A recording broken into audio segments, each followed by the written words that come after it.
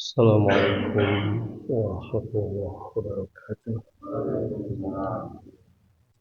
Alhamdulillahilladzi hadana li hadza wa ma kunna linahtadiya lawla an hadana. Asyhadu an la ilaha illallah wahdahu la syarika lah wa asyhadu anna Muhammadan abduhu wa rasuluh.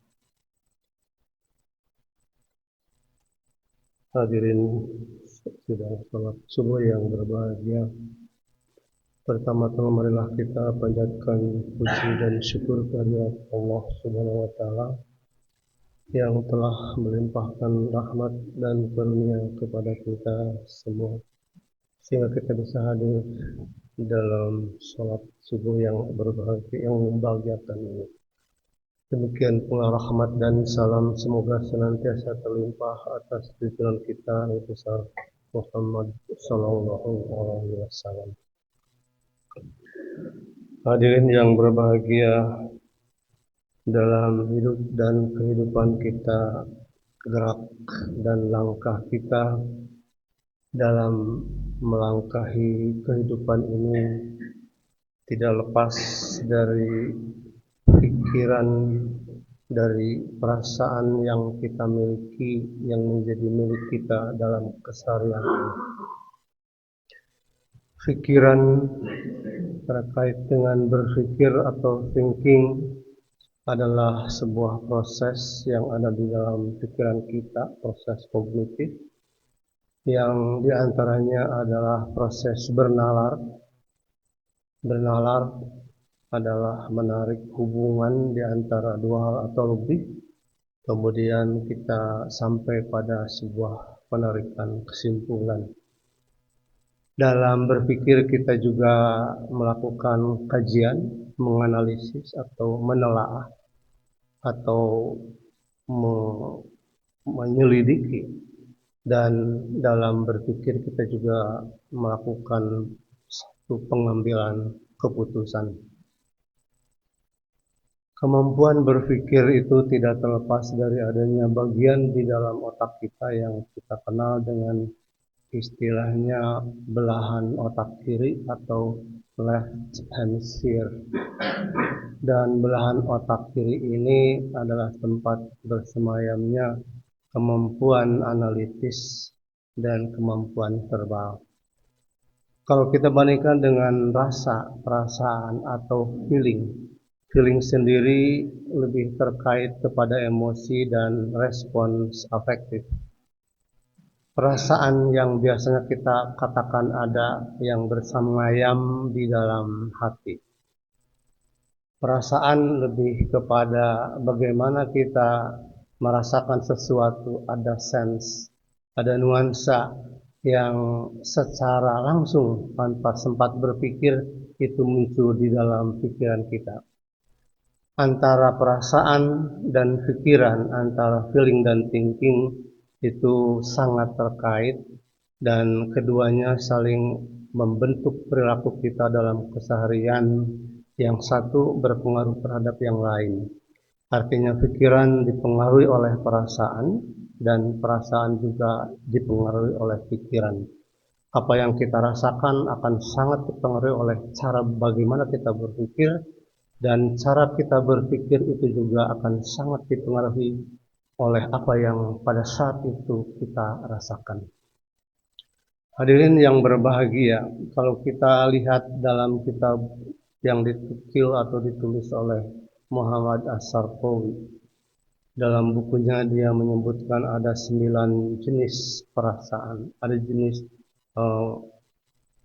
yang disebut dengan penyakit hati. Dia istilahnya menyebutnya penyakit hati.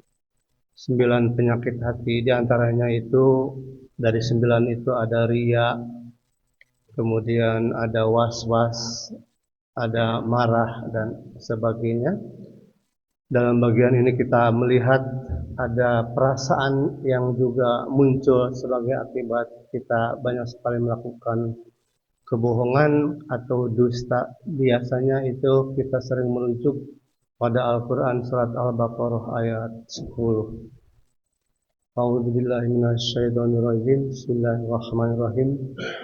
Fi qulubihim maradu fasajaduhumullahu maradu.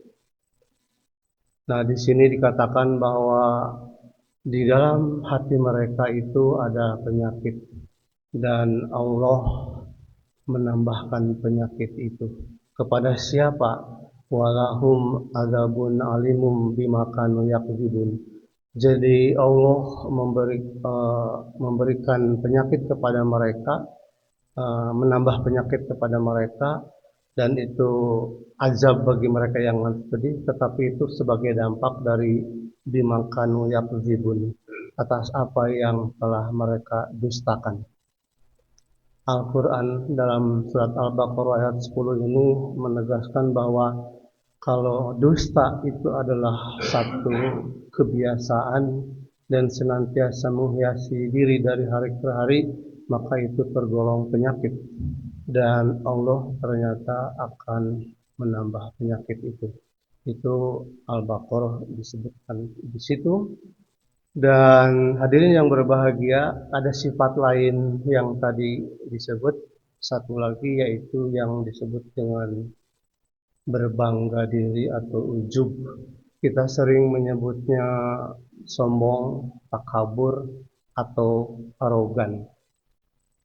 Sifat berbangga diri adalah sifat ingin menonjolkan diri, sifat ingin merasa diri lebih dari orang lain, sikap yang ingin selalu mendapat pujian dari orang lain karena memiliki keunggulan lebih daripada orang lain.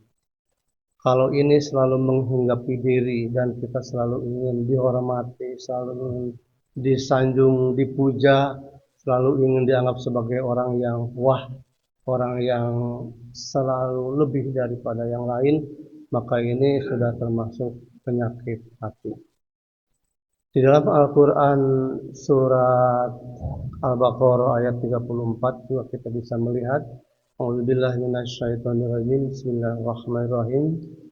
Wa idh qulna lil malaikati isjudu li Adama fasajadu illa iblis. Jadi di sini dikatakan bahwa dan ketika Allah berfirman kepada para malaikat sujud, maka sujudlah kecuali iblis, aba wastakbar wa kana minal kafirin. Jadi iblis ini adalah yang takabur, takbar adalah takabur, sombong, arogan, dan itu iblis itu termasuk yang golongan-golongan yang kafir. Kalau kita preteli wa'id kulna artinya dan kemudian dari kata iza, lalu ada kul katakan, di sini mengatakan, tapi karena Allah yang mengatakan kita biasa menerjemahkannya berfirman. Nah, di sini dari kata nahnu, kami, Allah maksudnya, sehingga wa'id kulna itu artinya di saat atau dan ketika Allah berfirman kepada siapa? Li, kepada atau atas atau terhadap malaikat, lil malaikat. Isjudu, malaikat isjudu, sujudlah li Adama, sujudlah kepada Adam. Maka mereka bersujud ila ini. Artinya iblis adalah sosok yang punya kesombongan, sosok yang tidak menerima kelebihan pihak lain, tidak mau bahwa manusia itu lebih hebat daripada iblis itu sendiri. Saya iblis yang lebih bagus, lebih hebat dari manusia sekalipun. Hadirin yang berbahagia, sifat berbangga diri, sifat ujub atau takabur, arogan, sombong itu dalam psikologi terkait dengan apa yang dikenal dengan istilah self-esteem. Self-esteem artinya adalah percaya pada diri sendiri. Tetapi self-esteem ini adalah percaya bahwa diri sendiri ini punya kelebihan, punya keunggulan, punya sesuatu yang dibanggakan. Dia hormat terhadap diri sendiri, dia merasa bahwa dirinya itu berguna dan bermanfaat. Dalam level seperti itu, maka rasa bahwa kita punya sesuatu yang diperlukan, bahwa kita punya kemampuan itu adalah baik. Tetapi manakala kita merasa bahwa saya punya keunggulan, dan keunggulan saya itu jauh lebih baik daripada semua kawan-kawan saya, maka di situ sudah masuk ke dalam yang disebut tadi ujub atau takabur. Oleh karena itu, harus dipisahkan antara self esteem mungkin di satu spektrum di arah paling kiri barangkali, sementara ujub dan takabur adalah di spektrum di arah yang paling kanan. Artinya manakala kita punya anggapan bahwa dalam diri ini ada sesuatu yang sangat diperlukan orang lain, bahwa saya sadar, percaya bahwa saya punya kelebihan yang bagus untuk diberikan pada orang lain, itu adalah sifat yang masih sangat bagus. Tetapi kalau itu sudah lebih dari sekedar itu, dalam arti bahwa tak ada yang lebih hebat dari saya, sayalah yang paling unggul, maka itulah adalah sifatnya yang sudah kurang baik. Mengapa self esteem bagus? Karena pada saat kita dihadapkan pada sebuah tantangan, pada sebuah tugas, kita perlu kekuatan batin untuk menghadapi tugas itu. Kalau kita tidak punya semangat, kita tidak punya kepercayaan diri yang kuat bahwa kita akan mampu menghadapi tugas itu, maka seringkali kita mengalami kesulitan, mengalami kekalahan, seringkali kita kalah sebelum berperang.